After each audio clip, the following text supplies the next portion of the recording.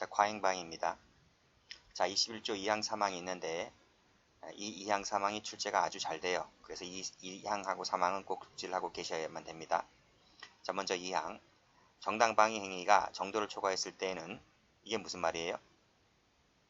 이 과잉방위라고 하는 것은요. 노트에 나와 있지만 정당방위에서 요구되는 객관적 정당화 상황 1번, 두 번째 주관적 정당화 요소, 세 번째 상당한 이유, 상당성이죠. 이 세 가지가 모두 구비가 되면 정당방위가 되잖아요. 그런데 그 중에서 이 상당성이 탈락되었을 때 이것이 과잉방위가 되는 거예요. 그래서 조문을 보시게 되면 정도를 초과했다는 것은 상당성을 초과했다 이런 말이. 그러면 자, 정황을 봅니다. 정황을 봐서 뭘 한다? 형을 감경 또는 면제할 수 있다. 이걸 외워두셔야 돼요. 할 수 있다, 할 수 있다, 할 수 있다. 한다 하면 틀리고요. 감경 또는 면제가 있어요. 그래서 임의적 감면 이렇게 불러요. 임의적 감면 외우셔야 돼요. 자, 그리고 3항을 보시면 전항의 경우에 전항은 2항을 말하고 있는 거죠. 그 행위가 야간 기타 불안스러운 상태 하에서 공포, 경악, 흥분, 당황으로 인했을 때에는 그때는 벌하지 않아요. 벌하지 않는다. 이 말은 책임 조각이다 이런 말. 위법성 조각이 아니고요. 책임 조각이에요. 책임 조각. 책임 조각이에요. 자, 의 볼게요. 과잉방위는 상당성을 초과한 경우를 말한다. 상당한 이유는 객관적 기준에 따라 판단한다. 그래서 인식할 필요가 없다 하는 것이고요. 두 가지가 있습니다. 질적이 있고 양적이 있는데 우리가 말하는 과잉방위는 이 질적을 말해요. 질적. 상당성의 정도를 초과한 경우로서 보통의 과잉방위는 이 질적이다. 그래서 절도를 굳이 총으로 사살할 필요가 있나요? 그렇지? 손으로 방어할 수 있는데 강목으로 때릴 필요 있나요? 그렇죠? 이걸 말합니다. 자, 두 번째는 양적이라고 하는 것이 있는데 양적은 세모를 칠게요. 양적은 무슨 말인가 하면 부당한 침해가 이미 경과했어요. 경과했으면 그게 존재하지 않는 거잖아요. 그렇죠? 그럼 하지 말았어야지. 그럼에도 불구하고 계속 나아간 거예요. 예를 들면 반격으로 쓰러진 자, 쓰러졌기 때문에 현재 부당한 침해가 없는 거잖아요. 그럼 스톱 해야 되는데 계속 때리고 있는 거야. 그렇죠? 그래서 이것은 원래 과잉방위라 보지 않고 이거는 달리 보고 있는데 오상방위의 문제라고 볼 수가 있는데 예외가 있어요. 이게 1년에 연속된 행위로 볼 수가 있을 때는 예외적으로 과잉방위가 될 수 있다. 이거예요. 예외적으로 뒤에 판례가 나올 겁니다. 다시 한번 양적 과잉방위는 뭐다? 원래 오상방위 문제다. 오상방위는 뒤에가 설명합니다. 또 오상방위 문제이긴 하지만 예외적으로 이 두 가지 행위가 연속되어 있을 때는 그것이 과잉방위가 될 수 있다는 것인데 뒤에 판례에서 볼 겁니다. 그리고 과잉방위는 적법행위 기대 가능성이 감소 소멸되기 때문에 책임이 감소 소멸된다라고 하는 이 책임 감소 소멸설이 다수설이다. 위법성 감소가 아니고 책임입니다. 책임 감소 소멸설. 됐어요? 그래서 적으셔야 돼요. 밑에 위법성 하면 틀려요. 위법성 감소 소멸설 하면 틀리다고요. 성립 요건을 볼게요. 자, 정당방위 상황이 존재를 해야 됩니다. 상당성만 결여가 되면 돼요. 2번 체크하시고. 그리고 공포, 경악, 당황 등 위축된 정신적 불안정 상태인 빨간색으로 심리학적 마음이 약화된 상태에서 이 충동에서 비롯된 것이어야 한다는 거예요. 그것이 아닌 공격적으로 나오면 안 돼요. 그래서 김보은 양 사건 그 의붓 아버지 강간살인 사건에서 그 행위는 공격적으로 나온 것이기 때문에 과잉방위가 되지 않는 거예요. 자, 밑에 그래서 앞에 2항을 다시 한번 볼까요? 자, 정당방위 행위가 정도를 초과했을 때는 정황을 봐서 형을 감경 면제할 수 있다는 그 2항의 정당방위를 한번 보겠습니다. 자, 밑에 판례 나와 있죠? 판례 첫 번째 거 별 붙여볼게요. 이게 2항의 판례입니다. 자, 폭력 전과자 ABC가 갑에게 이유 없이 욕설을 하고 갑이 이에 대꾸를 하자 이 XX 죽으려고 환장했느냐 라고 하면서 면도칼 들이대고 위협을 하고 소주병을 끼어던지고 벽돌을 집어던지는 등 공격행을 하였다. 도망가는데 쫓아왔어요. 3명이 쫓아왔어요. 그래서 강목과 케이블 등으로 마구 때렸다 이거예요. 현재 부당한 침해가 있는 거죠. 근데 갑도 곡괭이 자루를 마구 휘둘렀는데 정당방위 의사를 하겠다는 의사로 마구 휘둘렀는데 좀 심했어요. 그래서 죽거나 다쳤다 이런 말이에요. 갑의 죄책은 하는 것입니다. 판례가 뭐라 그래요? 그래, 여기 답을 보면 21조 2항의 과잉방위다 이런 말이에요. 됐나요? 그래서 보시면 이유 없이 집단 구타를 당하게 된 피고인이 더 이상 도피하기 어려운 상황 속에서 빨간색으로 곡괭이 자루를 마구 휘둘렀다 동그라미 빨간색으로 좀 심했다는 거죠. 심한 것처럼 보이죠? 마구 휘둘렀으니까. 그래서 상당성을 탈락시켰는데 정황을 보니까 감경 면제할 사유는 되더라 이렇게 보시면 됩니다. 그래서 이항의 과잉방위를 인정했던 대표적인 사건이죠. 자, 밑에 판례. 갑은 늘로부터 갑작스럽게 뺨을 맞는 등 폭행을 당하였다. 서로 멱살 잡고 다투자 주위 사람들이 싸움을 제지했습니다. 말렸습니다. 근데 갑자기 깨어진 병으로 찌를 뚫시 협박하였다. 죄책이 뭘까요? 하는 거예요. 자, 판례는 뭐라 하고 있냐면, 자, 지금 사람들이 싸움을 제지했다 했잖아요. 제지했다 했는데 갑자기 깨어진 병으로 빨간색으로 깨어진 병 동그라미 찌를 듯이 겨누어 협박했다고 했을 때 이것은 21조 1항의 정당방위는 아니다.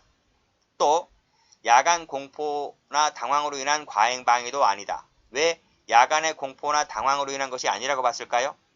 주위 사람들이 제지했기 때문에 그런 거예요. 제지했기 때문에 사망으로 볼 수가 없다. 그래서 1항 옆에 3항 그쵸?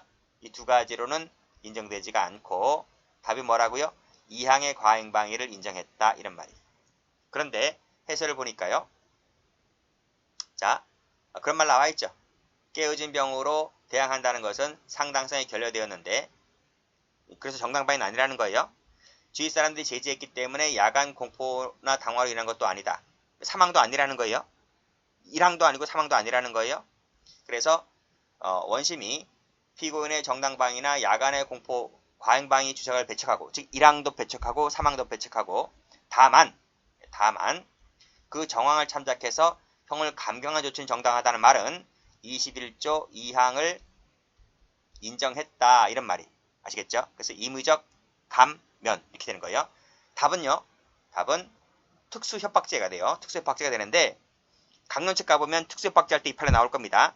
특수협박죄가 성립을 했는데 21조 2항의 과잉방위를 인정해서 임의적 감면을 했다 이렇게 보시면 돼요. 근데 여기서는 답이 중요한 것이 아니라 몇 항의 과잉방위를 몇 항의 정당방위 과잉방위를 인정했는가 이렇게 봐주시면 된다 이렇게 보시면 돼요.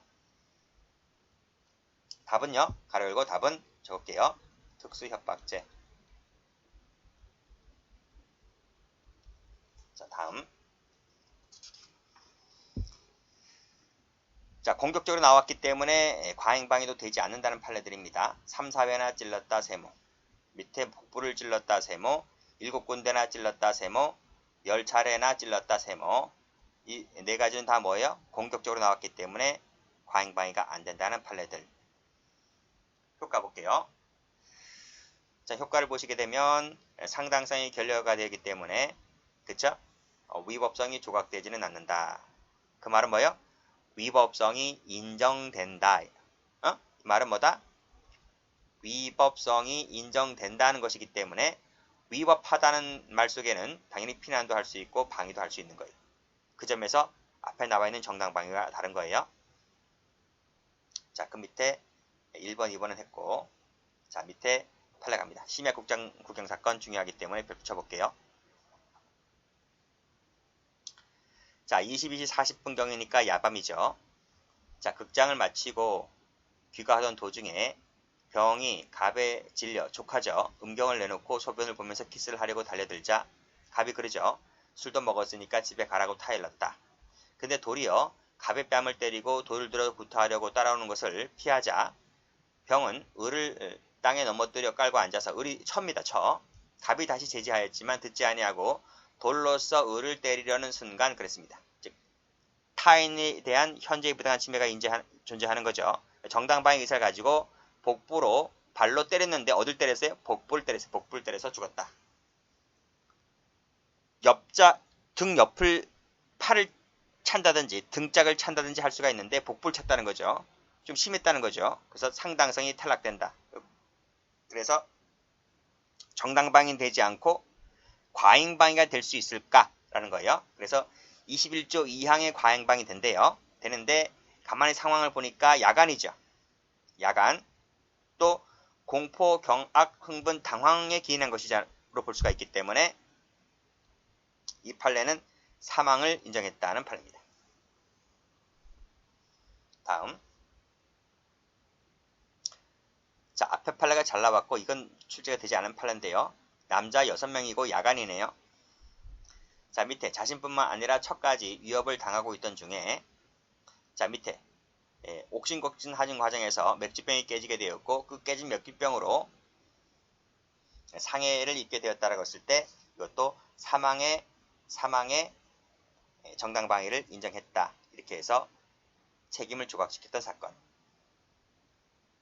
됐죠? 어려운 거 없고 뭐 중요하지도 않습니다. 자, 누나 사건 볼게요. 이것도 별표. 이것이 양적 과잉방위 관련된 판례입니다. 보겠습니다. 술에 취한 갑녀의 오빠 을은 밤늦게 장사를 마치고 돌아온 병에게 술값을 내놓으라고 요구하며 식칼을 찾아 어머니를 향하여 들이대는 순간, 그쵸? 뭐 이런 놈이 다 있어요. 그쵸? 방 안에서 보고 있던 동생이 남동생입니다. 남동생. 칼을 뺏으려 하였는데 을이 오히려 정의 목을 움켜쥐고 손아귀에 힘을 줌으로써 숨쉬기가 곤란할 지경에 이르게 되자 방 안에서 이를 지켜보고만 있던 갑녀가 그 남동생을 구하기 위하여 정에게 달려들어서 그의 목을 힘껏 조르면서 뒤로 밀었다. 동그라미 1번. 즉 타인을 위한 정당방위를 하고 있는 거죠. 자, 뒤로 넘어진 그의 몸 위에 타고 앉은 채로 정신없이 두 손으로 계속 그의 목을 누르고 있던 중. 두 번째입니다. 그렇죠? 자, 첫 번째. 목을 힘껏 졸랐다는 것이 첫 번째 거. 넘어졌는데 또 위에 올라타서 계속 누르고 있죠. 두 번째 행위죠. 근데 이 1번과 2번이 전혀 별개의 것이 아니라 1번과 2번이 연속된 일련의 행위로 이루어지고 있는 거죠. 그쵸? 그랬을 때 동생이 누나 왜 이래? 소리치니까 그때서야 정신을 차린 등 손을 떼었는데 이미 사망한 후였다. 갑의 주책은 하는 것입니다. 자, 그래서 이 두 가지는 전체로서 하나의 행위로 평가가 되어야 할 것이다. 됐어요? 그래서 21조 2항에 해당한다 하겠으나 야간 기타 불안스러운 공포 하에서 발생한 것이기 때문에 뭐다? 사망의 과잉 정당방위를 인정했다. 사망의 과잉방위를 인정했다. 이렇게 보시면 될 것 같아요. 그래서 이 두 번째 정신없이 두 손으로 그의 목을 누르고 있던 중 같은 경우는 현재에 부당한 침해가 없는 건데 1번과 2번이 동떨어진 것이 아니라 연속된 일련의 행위이기 때문에 이것도 과잉방위 상황으로 본다. 이렇게 보시면 될 것 같아요. 그래서 사망의 과잉방위를 인정했던 대표적인 사건입니다. 자, 이 판례도 마찬가지죠. 야간에 자신뿐만 아니라 척까지 위협을 당하던 중에 맥주병이 깨지게 되고 그 맥주병으로 인해서 피해자가 상해를 입었다고 했을 때 21조 사망을 인정한 판례입니다. 다음 오상방위는 뒤에 자세히 배우기 때문에 그때 가서 설명을 하기로 하고 이런 건 몰라도 돼요. 두 가지 합해진 오상과잉방위도 몰라도 돼요. 자, 그 다음 각종 방위 비교 나와 있죠. 정당방위는 세 가지가 모두 있는 것이고요. 과잉방위는 두 가지가 있고 마지막에 상당성만 탈락된 것이고요. 뭐 나머지는 참고로 봐두시면 돼요. 됐죠? 그리고 오상방위는 뒤에 가서 자세히 배운다고 했고요. 우연방위는 어디서 배웠어요? 우연방위는 저 앞에서 전 시간에 다 배웠어요. 여기까지 하겠습니다.